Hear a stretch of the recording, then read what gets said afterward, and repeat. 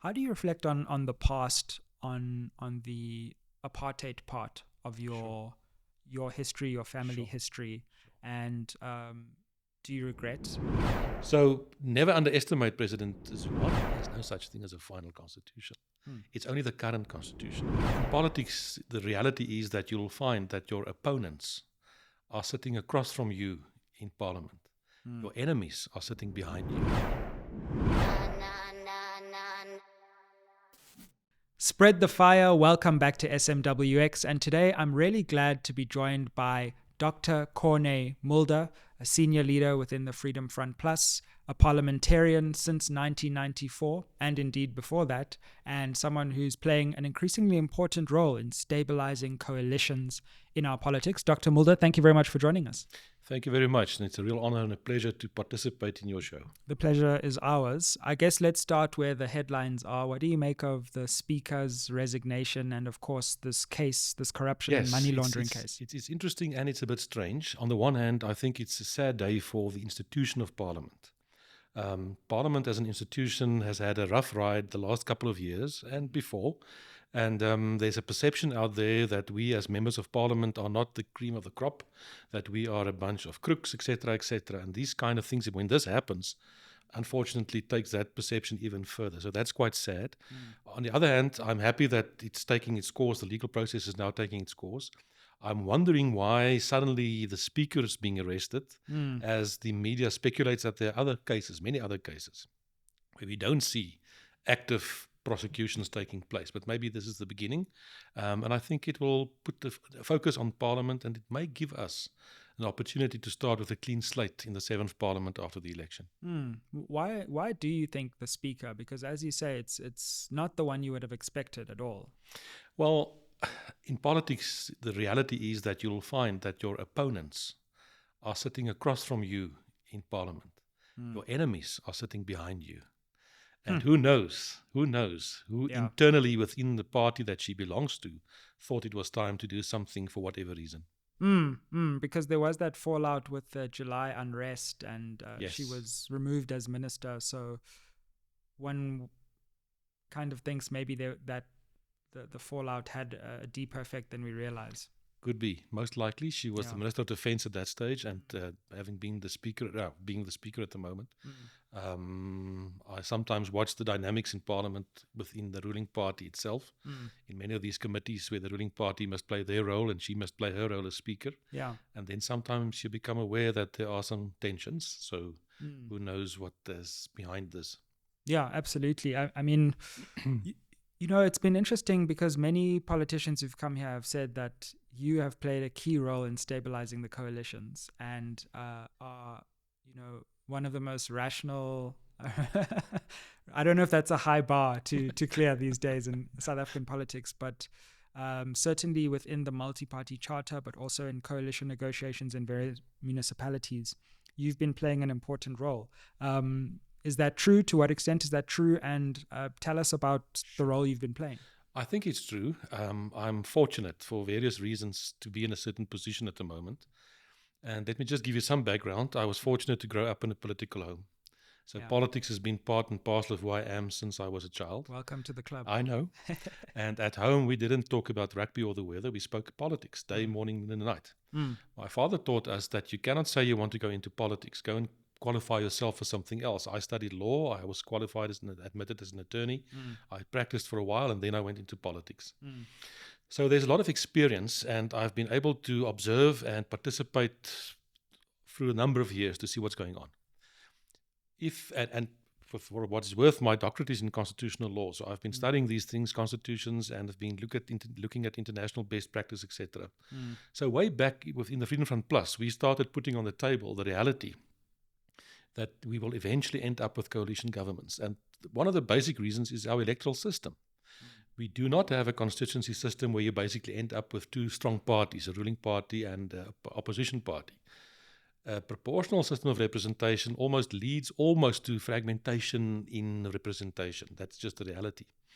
We've had an abnormal democracy in that sense since 1994. We've had one very strong party, dominant party, the ANC. Yeah. But it's coming to an end now.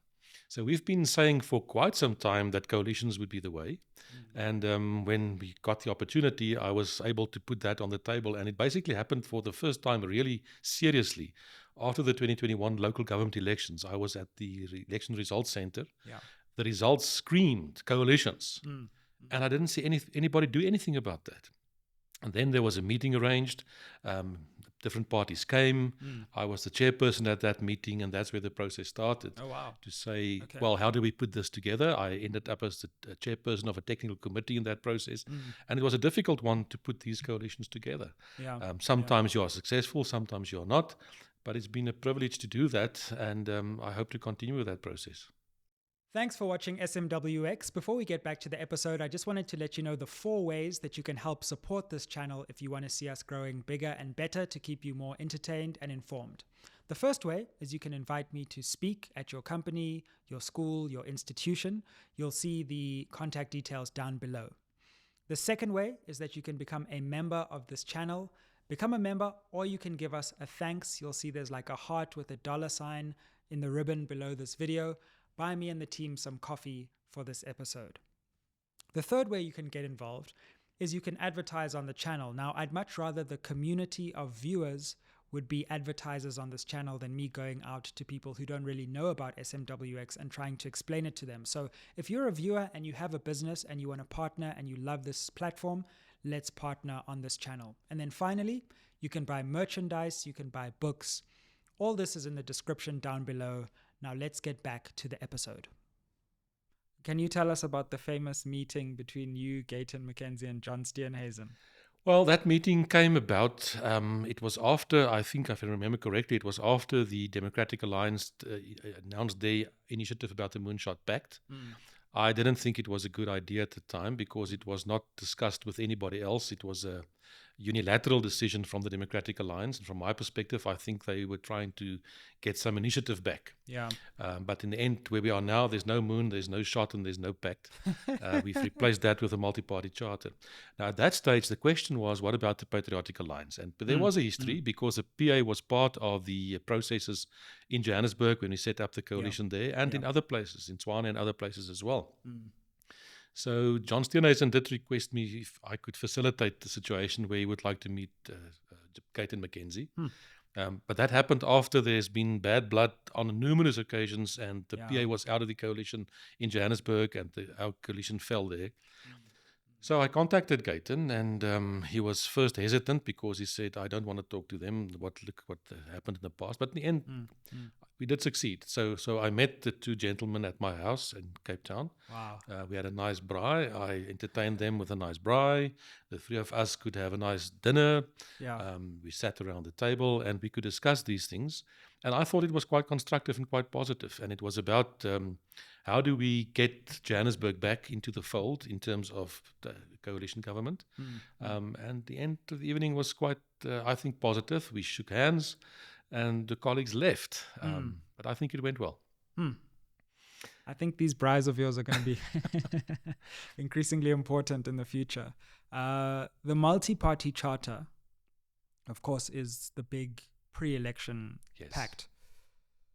When we look at the polls, though, it looks at the moment like the multi-party charter in and of itself is not going to get 50+1, which means that now the parties within that pact will face an interesting question.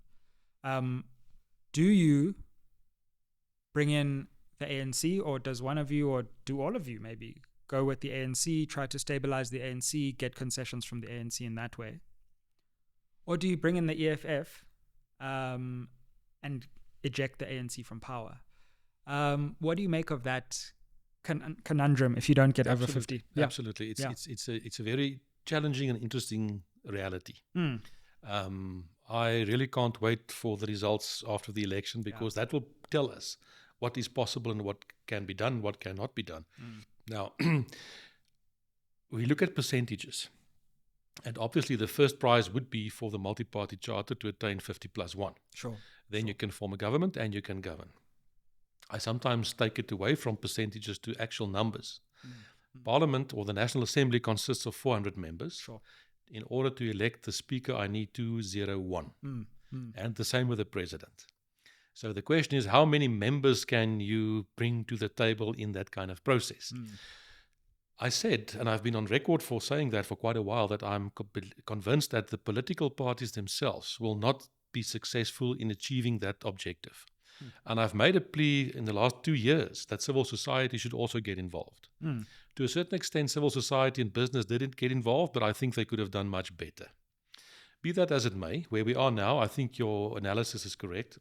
Percentages-wise, some people speculate that the multi-party charter could end up somewhere between 35 or maybe higher 30s. Best case scenario, maybe 40, I don't know. That's not enough. So other polls indicate that the ANC, the ruling party, will also go below 50. Nobody knows exactly how far. Some say it's 40%, some say mid-40s, some say high. We don't know. What is going to be of most importance is which parties are going to get members elected into parliament. And once we know that result, we can start to put together something. So there are some political parties outside of the multi-party charter at the moment who will get people elected to parliament, no doubt. Raisem Zanzi is likely to get people elected. Musi Maimane with the Bosa is likely to get elected. Patriotic Alliance will succeed in getting people elected. MK will elect people to parliament. So all of those are unpredictable role players to a certain extent beyond the normal traditional parties. Action SA, but that's part of the charter. And then we will have to see what we can do. Now, first of all, you must understand that the multi-party charter is a pre-election agreement. It's not a coalition yet. We've agreed on a joint vision, some priorities, and some principles. But Clause 7 of that charter says the parties undertake that none of them will vote for an ANC candidate when such a candidate is nominated, be that as speaker, be that as president, etc., etc. So there's an agreement between the parties that they will not support the ANC. However, that preempts the reality, or it says that if we attain 51%, but if we do not attain 51%, what happens then? And the charter doesn't say. And parties could then argue and say, well, now I'm going to go it alone and see how I can play this thing out. One option would be a government of national unity. However, and that's just my personal view, I think we missed that boat. If I was President Ramaphosa, I would have called for a government of national unity in 2019. Absolutely. That was the time to do so. And the reason why I'm saying that is South Africa was not all that fragmented at that stage. Since 2019, it got worse in terms of people forming opposing very strong positions, and infrastructure went down, economy went down, etc. 2019 would have been a better opportunity. But I know some people are putting that as a possibility now. So the charter is a unit, and I think the first question would be which party will end up, or which group will end up with the most support. Let's say the ANC gets to 48%. They will obviously try to retain power, and we saw that when the deputy president had his initiative with regard to coalitions. Now, there was a time that the ANC would not take the word coalition over their lips for quite some time. That changed. Then the ANC tried to take the initiative, and the deputy president had a conference at the University of the Western Cape. I was there that weekend. And they wanted to bring legislation to force coalitions in the following manner, to say that the party with the most support must be part of a coalition. Now, it doesn't work that way. If you get 48% and the other 52% come together and form a government, they can exclude you. But that's an attempt, I think, by the ruling party to stay in power. If the ANC gets 48%, most likely they will try to form a government with whom I would call the rats and mice. Some of the small Mickey Mouse parties with 1 member, 2 members, let me rather not name them, but they will try to put a government together with those, and they can do it easily. Give a position for somebody, deputy minister of this, and okay. But I think the scenario is going to be different. I think they're going to do not so well. They will get less. And they have to depend on stronger blocks. One option that people say is that the ruling party could form a coalition with the EFF. But there is a stumbling block, and I think that stumbling block is called Cyril Ramaphosa. Indeed. We had Floyd Shivambu on this show, and he said as much. No, I saw that, and Floyd said under no circumstances. Yeah. Well, who knows what could happen? I've seen the ANC recalling presidents overnight. It happened to 2 previous presidents. And who knows, if the ANC is not doing very well in this election, a president may be given the blame for that and be recalled overnight. And then there's a completely different ballgame on the table. Who knows what could come from that? We don't know. Secondly, the multi-party charter could enter negotiations with the ANC. Although at the moment I think it's unlikely, because the charter is positioning itself as a sole purpose to remove the ANC from government. And the electorate will ask the relevant question and say, but for who can we vote for you if you're going to be instrumental in retaining the ANC in government? Now, the Democratic Alliance has made certain overtures in that regard. There are some rumors that they have been in discussions with the ANC. I don't know. What do you think of that scenario? I think it's a possibility, but I think the DA will pay a very high price if they go with the ANC as the DA. Remember, in 2026, there's local government elections again. And the electorate is entitled to know, before they go to the polls now, what are you going to do with my vote? And the DA has pushed a certain agenda, and I've seen that in debates, by saying, I was in a debate one day with Dr. Schreiber, and he made the point to say the EFF is the problem. We need to unite to keep the EFF out of government. And I said, no, the EFF has not been governing South Africa. The ANC has been governing the South Africa. So let's focus on the real problems here. But in any case, I don't know what the DA may do. And there may be an attempt to say, let the multi-party charter get involved. I don't know.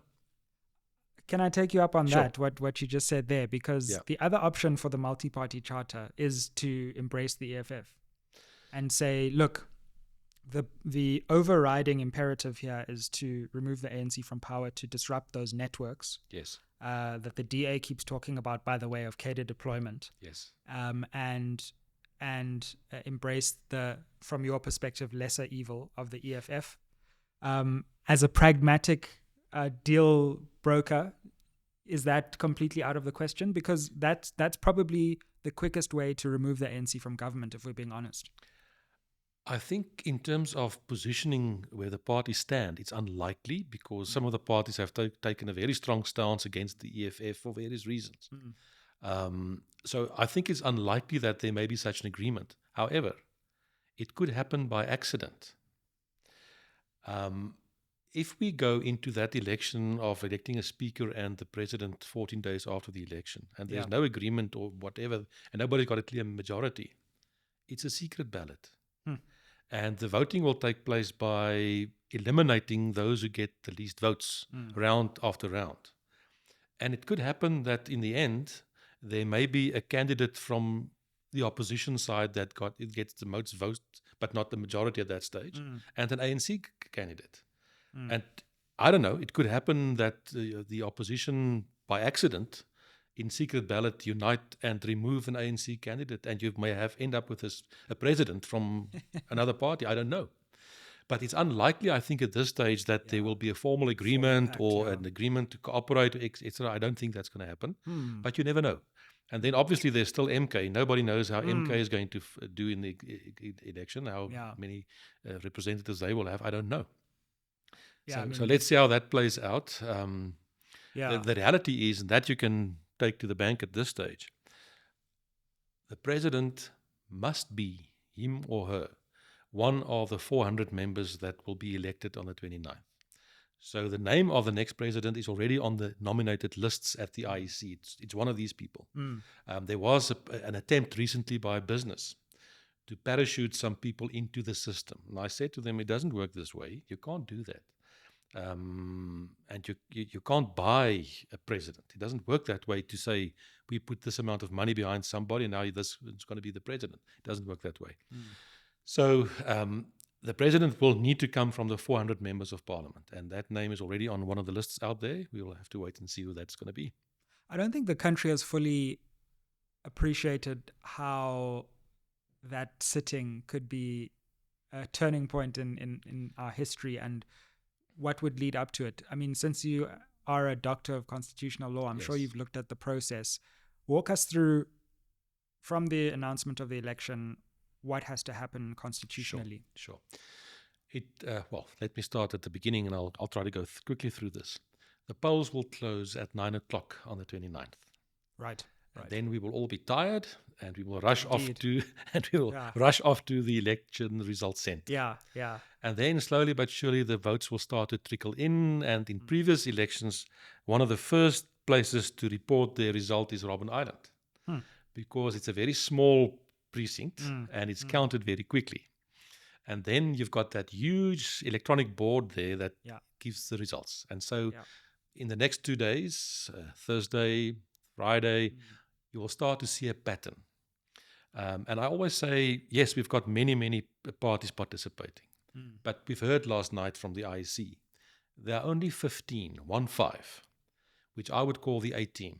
And those are the parties that are capable of participating in 10 elections on the same day. In other words, they all participate on the national front and also in all 9 provinces. Those are the A team. But as the results come in, you'll start to get a picture and you'll see where we are going. Once the results are certified, maybe on the Saturday, we will know this is the reality and what are the possibilities and the permutations possible. So early June, 1st of June. 1st of June, we will know. The result may be ANC scrapes home. They've got 51%. Then we know. Then we know what's going to happen. It's going to be a difficult one because you need a majority to govern, and they will have their majority, but with the executive being appointed, they will falter from time to time. But we will know. Yeah. Sorry, can I just stop there? We'll get back to this, but you've just made a really important point, which again, I think people are not appreciating, which is that, yes, in theory, you need 201 seats. Yes. But that's a very precarious place. You can't govern with 201. Absolutely. So in truth, you probably need 210 if you're being honest. That's a very big coincidence. I'm working on Project 210. At the moment, the ruling party's got 230. And from time to time, they struggle to get a majority in the House. Absolutely. We saw with the impeachment of the public protector. Exactly. So it's a difficult one. So you will need at least 210 to form some kind of stable government. Otherwise, your government is you're going to be flimsy. One person sick. And exactly. So we will have the results then certified. We'll have the number of members of parliament. Those names will be certified and given to the IEC, and the results will be given to parliament. Parliament will contact the members and start making arrangements to get them down to parliament. And then the constitution says, fine, there will be a program where members will be inducted. And first of all, members will be sworn in parliament in the morning.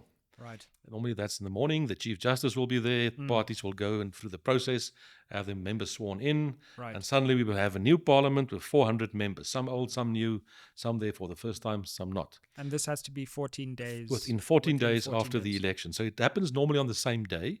That happens in the morning. And then we meet again in the afternoon, most likely at 2 o'clock. And the Chief Justice will be there, and the Chief Justice will preside to get a Speaker of Parliament elected. And once that happens, and to get that result, it will be an indication of where we are going. Absolutely. And I think it's going to be fascinating. The fact that we've got a vacancy at the moment is going to make that even more interesting. But in those 14 days before then, there will be frantic discussions and talks about talks and meetings behind closed doors, and to see what are the possibilities and where it can play out. So let's take, for example, the ruling party does not have a majority. So we'll go there, we'll have nominations for a speaker, we'll do a secret ballot, and there will be a result. The speaker will then preside, the Chief Justice will leave us, the new speaker will preside, and we will elect a deputy speaker in the same fashion. And then there will be a call for nominations for the President of the Republic. The current ruling party, I've got no reason to doubt that, will nominate somebody. They will still be a factor, or a huge factor. But it will not be like the previous elections, sometimes where it was unanimous. And it was unanimous not because people necessarily agreed with the incumbents, it was because, well, it's a fait accompli. The majority is the majority, but this time it may be different. Nominations will be done. Once nominations close, there will be a break in the proceedings to print ballot papers. And then we will have our own election with voting booths and another election, a real election, a very important one to elect the President of the Republic. And if the first round somebody does not get a clear majority of 201, the person with the least votes will fall out, and we will print another ballot. And we'll repeat that process until somebody ends up with a majority. So someone has to get 201. Majority of parliament, Majority not of just the parliament. most votes. Yes. Somebody needs to get 201. And once that happens, that person at that moment becomes the president of the republic. And that person will then have all the powers vested in the constitution that goes with the presidency. It's interesting because as you say that, and it's very useful to actually know the technicalities Yes. of the process, both sides will be trying to split the other side. So the ANC will probably try to nominate another opposition candidate, and maybe even the opposition will nominate another ANC person. Yes, absolutely. However, the person being nominated must accept the nomination. You need to sign that acceptance of a nomination. If somebody doesn't accept, then that person will not be nominated. Right. But I can assure you that on the opposition side, there will be discussions amongst the parties being there and to see that this is an opportunity to get the president elected. Yeah. And then once the president is elected, that's the president of the Republic of South Africa, technically for the next 5 years. Yeah. And that person will then be in a position to put a government together, hopefully to bring stability and to take South Africa forward and to be able to govern. And what's interesting, it seems to me, about this, what the Constitution says, is that it tells us how soon we need to have a president, but not necessarily a cabinet, because cabinet is the president's prerogative. So we could have a president and no cabinet for quite a while as those negotiations happen. Exactly. Our constitution was not written having coalitions in mind. If you look at other examples internationally, sometimes these negotiations can go on for months. Yeah. And while these negotiations are going on in those countries, the civil service continue to govern those countries and life goes on as usual. We don't have that in the sense that we are forced to elect a president within the next 14 days. Yeah. And the president forms the pivot of the position that everything is then built around in terms of electing a government. Now, the task of that president will then be to try and create some kind of government that can survive with the relevant sufficient support in the House to have a majority. In some ways, it could mean that power really comes back to Parliament and those MPs rather than the parties. And I wonder, to what extent do you think the parties will be able to control the votes of their members, especially that it is a secret ballot? They can't. Sure. There's no way that they can control that. Yeah. The parties will have their own caucuses. They will give instructions. Yeah. And let's just take an example. Let's say we end up with, we've got currently 14 parties. Let's say 14 candidates nominated for president. Yeah. And most likely the first round, every party will vote for our man or our woman. And then that person will fall out. It could go on for a long time. But in the end, it's a secret ballot. And it will be the conscience of every member there in that little booth with that little ballot paper to decide who do I think would make the best president. In some ways, it's a good thing because I feel like up until now, the ANC NEC has almost been the real parliament of South Africa, where they decide what happens and parliament rubber stamps. Exactly. We saw that play out over 30 years, where basically what happened was, with regard to the appointment of committee chairs, the appointment of house chairs, deputy speaker, those decisions were taken within the NEC of the ANC, and then we just went through the motions. Things started to change when we started to debate and have motions of no confidence, and there were secret ballots, and then we started to get interesting results. But I think our democracy has been maturing quite effectively, and we are now getting to the point where we will see all kinds of interesting things happen. This is for sure. I was listening to a panel on which Lindiwe Mazibuko was speaking. And she said something interesting, which I'd like to put to you. She said if the ANC were to get in the high or mid to high 40s, one of the options would be to come to you because, of course, and I hadn't realized this because we often think of you and the ANC on different sides of the spectrum. Yes. You did serve in the cabinet of former President Zuma, for not you, but your party, your brother, actually. Yes. And so you actually have had a working relationship to some extent with the ANC before. Maybe they come to you and say, hey, we need your 2.5% or 3%. Yes. Deputy President Mulder. No, the reality is that nobody knows how this is going to play out. When we accepted the position as deputy minister some years ago, my brother served in that position. The ANC reached out to us and said they would like us to play that kind of role. Now, it did fit in a certain instance. Why? Because we said as we went into this dispensation in 1994, we can count. We know what the outcome would be, But we are also here, and we would like to play a constructive role. And we've been playing that role for the last 30 years to say, we need to be constructive, we need to be positive, we need to make a contribution. And we will continue to do so. So we don't know what's going to happen. We don't know what's going to play out. It's an interesting option. It's an interesting option. But at this stage, we are not thinking about that at all, because we are part of the multi-party charter.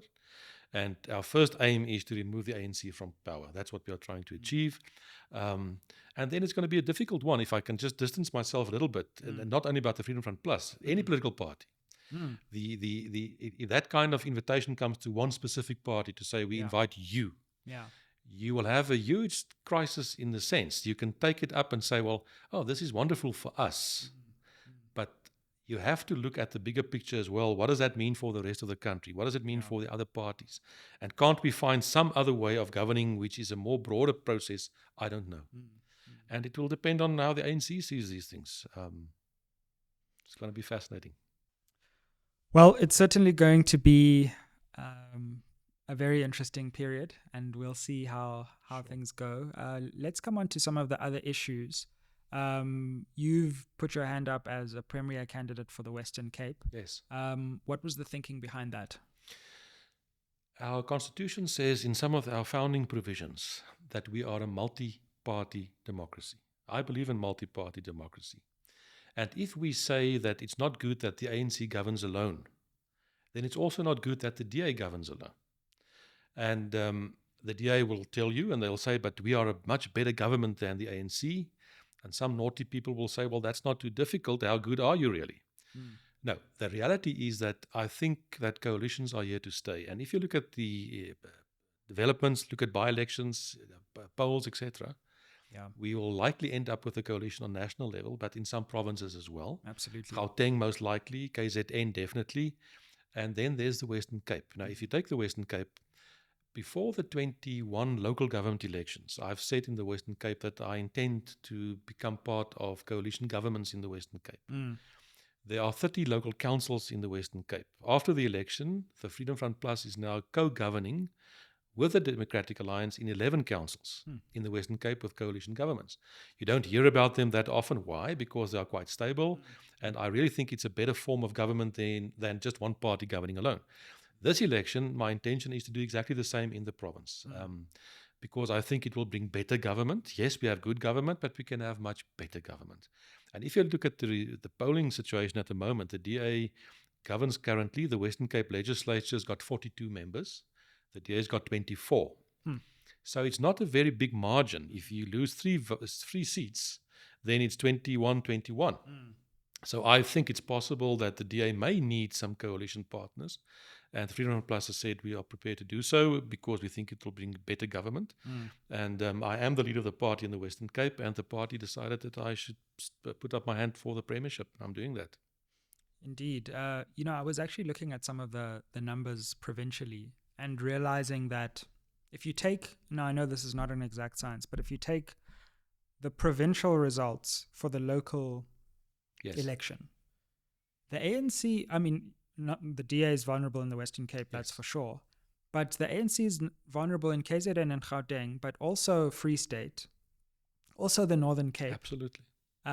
With MK, now there's talk of Mpumalanga suddenly being in play. So we could actually have 5 or 6 provinces that are really fascinating races, and that's going to completely change the game. Can change everything. Let's think conservatively in the sense. Let's say it's Gauteng, KZN, and the Western Cape.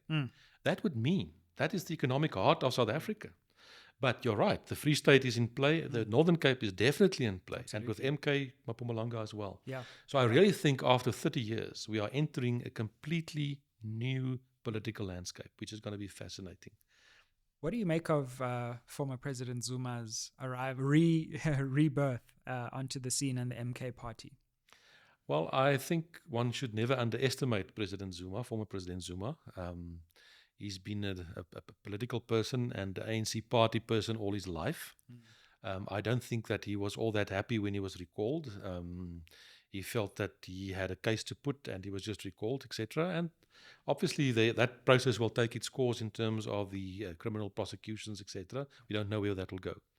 But that Mr. Zuma is a factor, there's no doubt. Let me give you an example. I was in Parliament today when he was kicked out as deputy president of the country. It was a fascinating session of Parliament, and where we are seated in Parliament, to our left are some senior ANC older people who are not in the executive. Right. And when that happened, some of the members started crying, physically crying next to us here. We could see that. That's the emotion around former President Zuma. And what President Zuma then did was he went back to grassroots level. He remained the deputy president of the ANC. He attended each funeral and each function. And we know what happened at Polokwane. So never underestimate President Zuma, Deputy President Zuma, former President Zuma. And suddenly MK is now a reality. And I think it's making a completely different scenario in KZN, but also in the broader picture as well. Yeah, I mean, how strong do you think President Ramaphosa's hold on the presidency is, given MK and the EFF? Because it seems to me that that's going to be the concession. Either if the ANC goes with MK, we've also heard their main thing is Ramaphosa must go. Yes. So the ANC, it seems to me, is going to, if they're in the low or mid 40s, they're going to have to choose between whether they want power without Ramaphosa or whether they want to go with the multi-party charter and keep Ramaphosa. Yes. I think your analysis is absolutely correct. The reality is this. The ANC is sticking with Mr. Ramaphosa at this stage because I think their analysis says he's their best opportunity or possibility to attract support. Yeah. They've done that in the previous election. They're doing that now again. If that's successful, they will say thank you very much and they will continue. If it fails, there's no reason why the ANC will necessarily remain loyal to President Ramaphosa. And also looking at President Ramaphosa himself, I don't see him as a good leader of the opposition.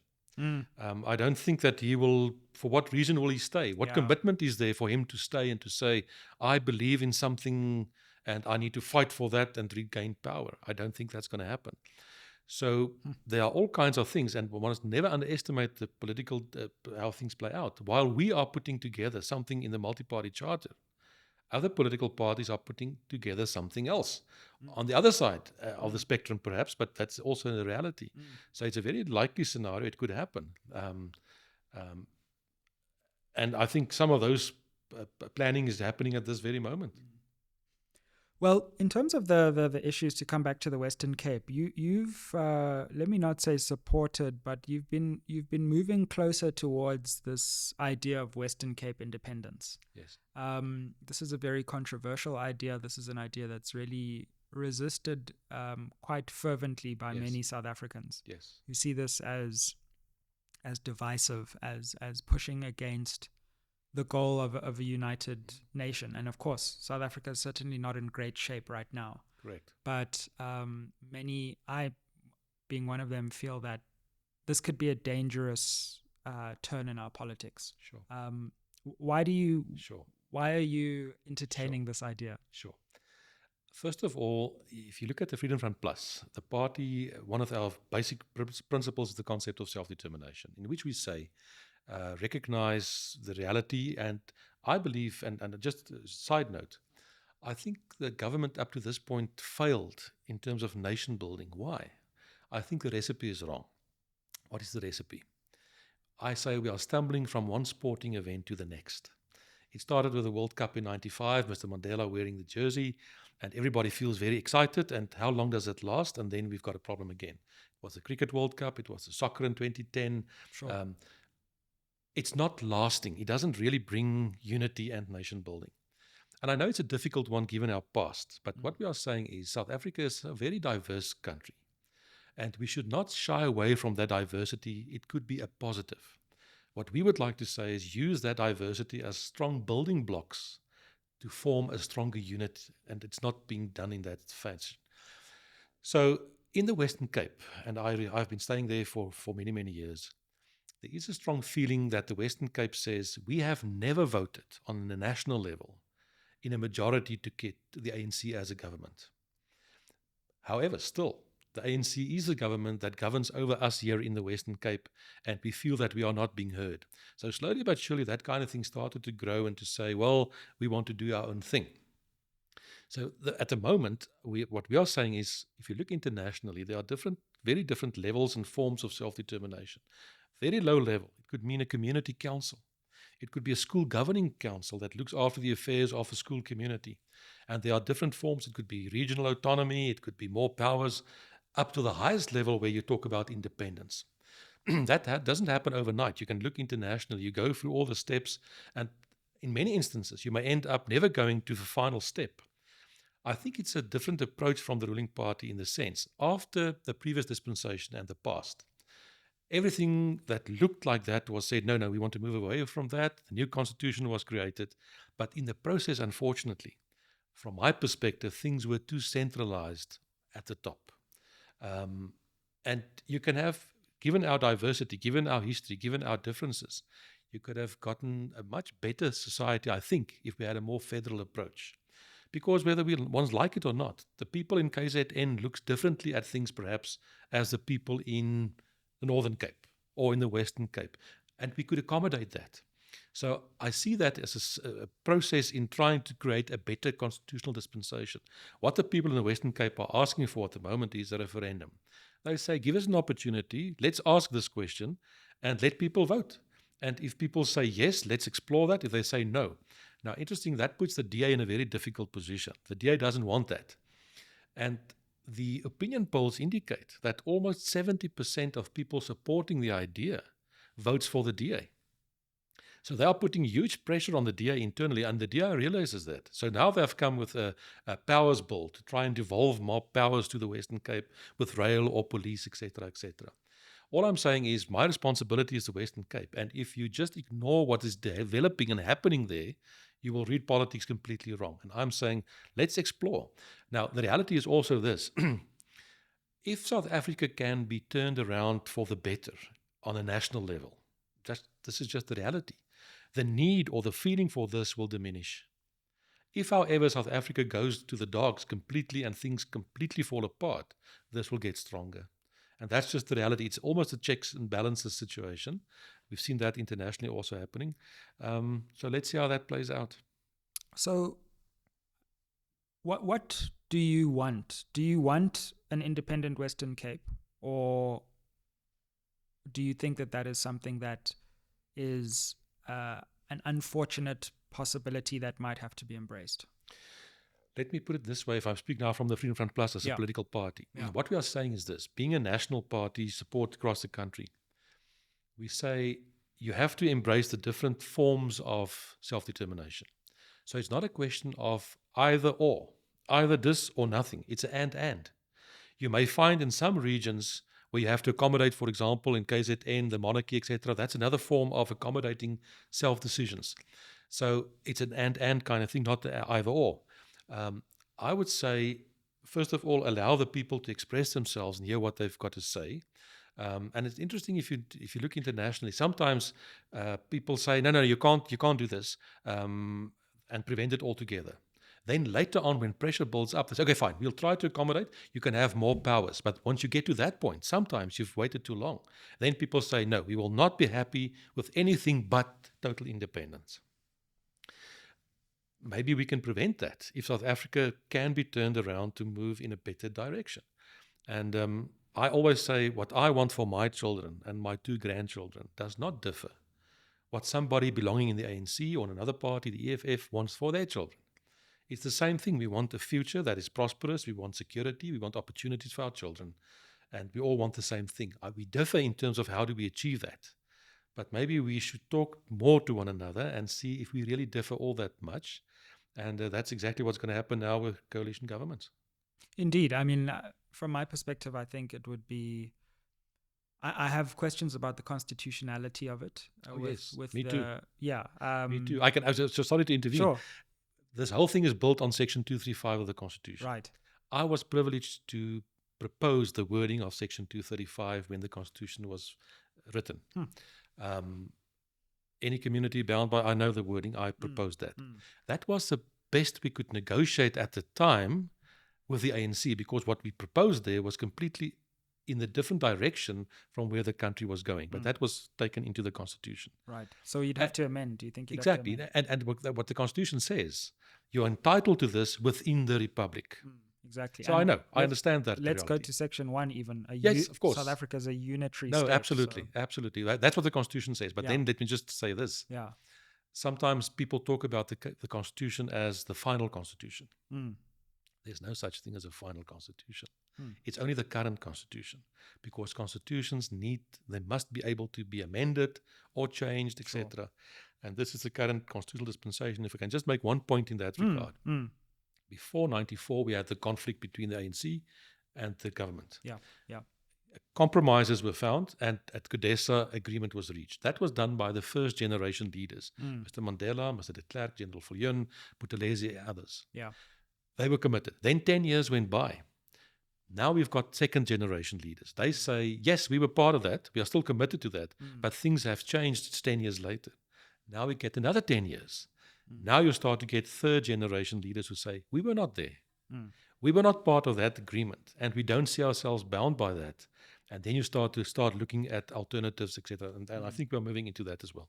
Look, I think where we can agree is that if things keep descending, then we're gonna see a fracturing of the country, and we're gonna see things developing in all kinds of worrying directions. And you know, people may be focusing on the Western Cape, and while they look there, things may happen in KZN.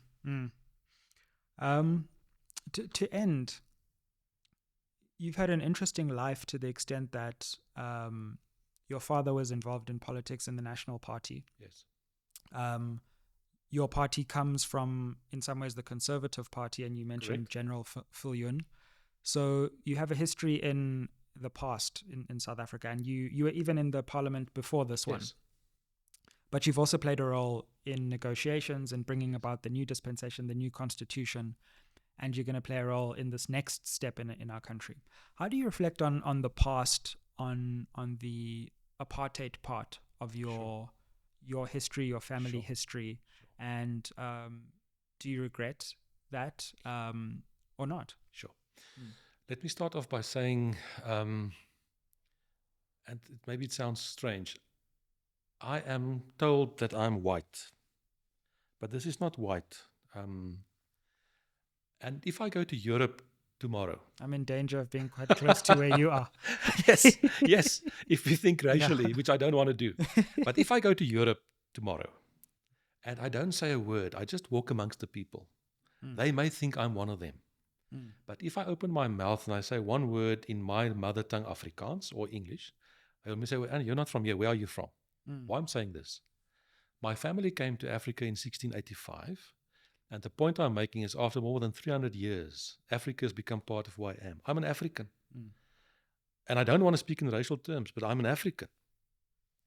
So that's my family history. We've been people fighting for freedom all our lives. And our fight was not with black people. Our fight was with the British colonial power. I can give you my family history. That's why I'm writing that screenplay. That was against British imperialism. My own grandmother was in the British concentration camp. A young brother died. She was 13 years old. Mother was dead. Father was fighting the war.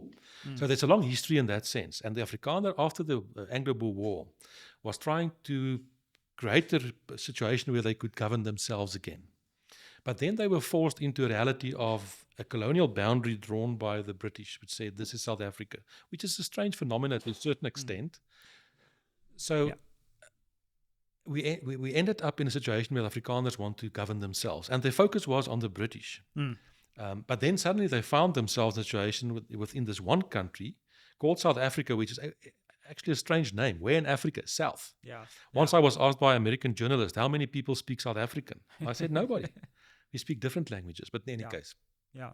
So in my family history, I was brought up in a political home. I was never ever it was to be against anybody else or to oppose anybody else. It was pro your own and say, but what we want to do is what we want to do for our community, etc. My father lost with 6 votes to become prime minister against P.W. Botha. And my father was a pragmatist, and he's on record to say he wanted at that time, and we must judge people in the context of time. He said, I want to make Soweto the most beautiful city in Africa. And he was reaching out to the leaders in Soweto at that stage, Dr. Motlata Motlana and others. Do you think he would have Oh, yes. necessitated negotiations Absolutely. earlier? My father was a pragmatist. He was not, he lost with 6 votes. Mm. And you can look at the human rights violations. It started after that in the Securocrats period. After Mr. Botha became Prime Minister, South Africa moved in a different direction. It was a much different approach, that kind of thing. So yes, many mistakes were made in South Africa over many years. The irony is, and I'm not young anymore, before I could vote, my family was kicked out of the National Party. I've never voted for the National Party, not once in my life. So my 36 years has been in opposition. 6 years prior to 1994 and now 30 years since. And that's just the reality where we are coming from. But in the end, I think, regardless of what we say, regardless of the past, regardless of the current constitution, we are all part and parcel of this part of Africa.